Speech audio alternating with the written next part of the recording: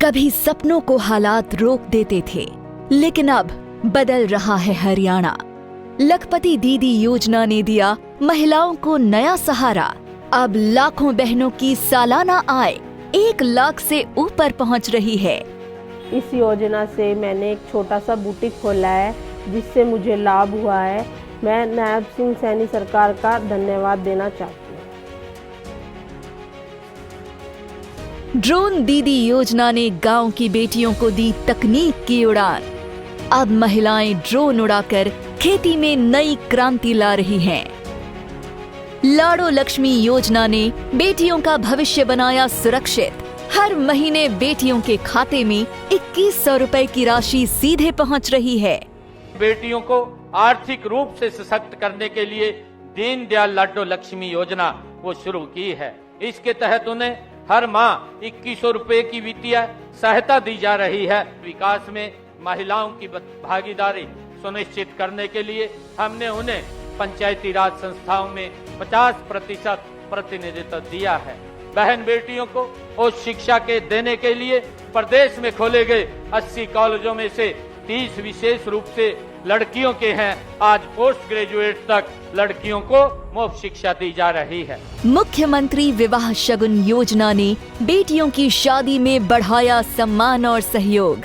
अब 71,000 रुपए तक की शगुन राशि से बेटियों का विवाह हुआ और भी गरिमामयी।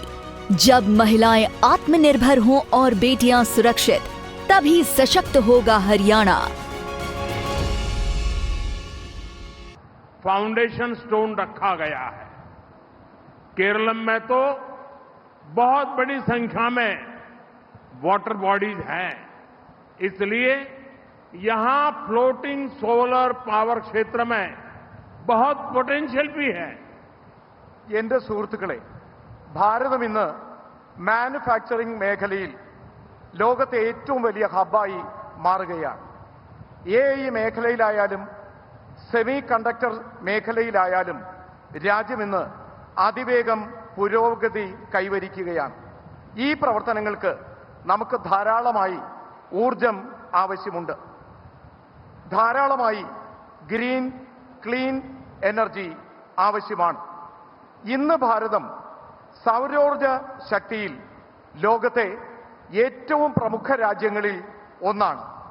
നമ്മുടെ പ്രയാസം ഈ പരിശ്രമങ്ങളിലൂടെ കേരളവും സൗരോർജ ഉൽപാദനത്തിൽ മുന്നേറണം എന്നുള്ളതാണ്. ഈ പ്രചോദനം ഉൾക്കൊണ്ടുകൊണ്ടാണ് ഇന്ന് പടിഞ്ഞാറേ കല്ലടയിൽ 50 മെഗാവാട്ടിന്റെ ഫ്ലോട്ടിംഗ് സോളാർ പ്രോജക്റ്റിന് ശിലാന്യാസം നടത്തിയത്.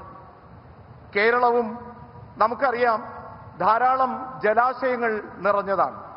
ആയതിനാൽ ഫ്ലോട്ടിംഗ് സോളാർ പവർ മേഖലയിൽ ഇതിലൂടെ അനന്ത സാധ്യതകൾ കൈവരിക്കുന്നു.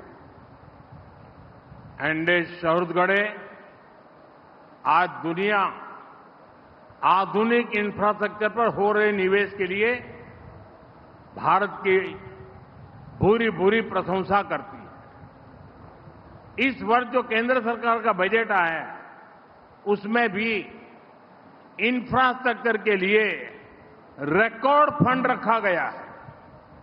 इंफ्रास्ट्रक्चर पर हो रहे इस निवेश का बहुत अधिक फायदा केरलम को मिल रहा है। अमृत भारत स्टेशन स्कीम के तहत शोरनूर जंक्शन, कुट्टीपुरम और चंगनासेरी रेलवे स्टेशनों को आधुनिक बनाया गया है। इसके साथ ही शोरनूर नीलांबूर रेल लाइन के एक बड़े सेक्शन का इलेक्ट्रिफिकेशन भी पूरा किया गया है। आज पालक्कड़ पोल्लाची ट्रेन सेवा की शुरुआत भी हुई है। इससे केरलम और तमिलनाडु दोनों राज्यों के लोगों को और अधिक सुविधा होगी। എന്റെ സുഹൃത്തുക്കളെ, ഇന്ന് ലോകം ആധുനിക അടിസ്ഥാന സൗകര്യ നിക്ഷേപത്തിൽ ഭാരതത്തെ പ്രശംസിക്കുകയാണ്.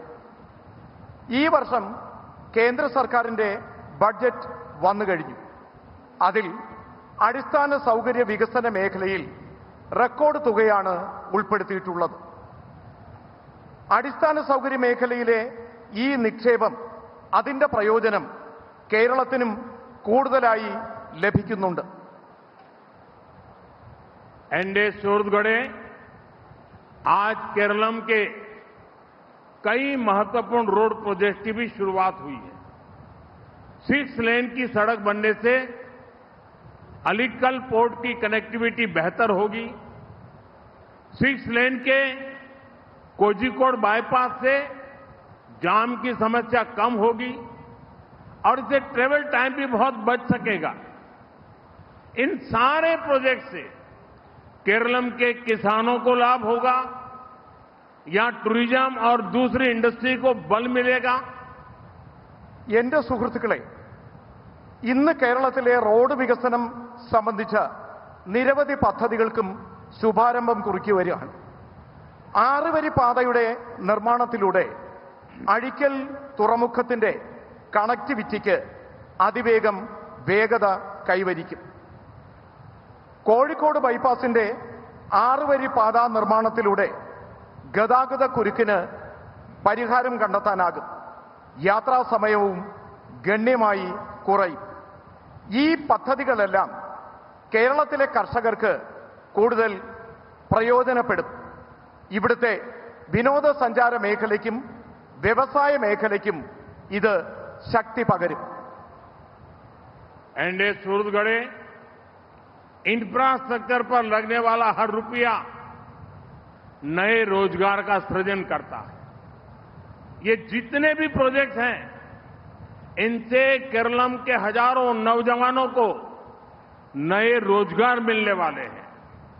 मुझे पूरा भरोसा है कि ये सभी प्रोजेक्ट विकसित केरलम के हमारे संकल्प को सिद्ध करने में अहम भूमिका निभाएंगे।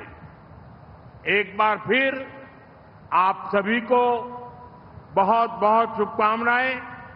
धन्यवाद. എന്റെ സുഹൃത്തുക്കളെ, അടിസ്ഥാന സൗകര്യ മേഖലയിൽ ചെലവഴിക്കുന്ന ഓരോ രൂപയും കൂടുതൽ തൊഴിലവസരങ്ങൾ സാധ്യമാക്കും. ഈ പദ്ധതികളിലൂടെ കേരളത്തിലെ ആയിരക്കണക്കിന് യുവാക്കൾക്ക് പുതിയ തൊഴിലവസരങ്ങൾ ലഭിക്കും. എനിക്ക് വിശ്വാസമുണ്ട്, ഇങ്ങനെ നടപ്പിലാക്കുന്ന പദ്ധതികളിലൂടെ വികസിത കേരളമെന്നുള്ള നമ്മുടെ ദൃഢനിശ്ചയത്തിന്റെ സാക്ഷാത്കാരത്തിന് ഇത് കൂടുതൽ ശക്തി പകരുമെന്ന്. ഒരിക്കൽ കൂടി ഏവർക്കും വളരെയധികം ശുഭാശംസകൾ നേരുന്നു. നന്ദി.